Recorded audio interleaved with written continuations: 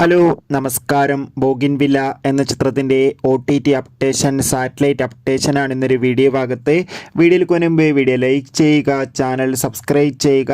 November മാസം ധാരാളം ചിത്രങ്ങൾ OTT റിലീസ് ചെയ്യുന്നുണ്ട്. നമ്മുടെ ചാനൽ ഭാഗം പരിശോധിച്ചാൽ നിങ്ങൾക്ക് ആ വീഡിയോയ്ക്ക് കാണാൻ വേണ്ടി സാധിക്കുന്നതായിരിക്കും. ചാക്കോച്ചൻ, ജ്യോതിർമയ്, ഫഹദ് എന്നൊക്കെ പ്രധാന കഥാപാത്രങ്ങളായെത്തി അമൽ നീരദിൻ്റെ സംവിധാനത്തിൽ പുറത്തുവന്ന ചിത്രമായിരുന്നു ബോഗിൻവില്ല.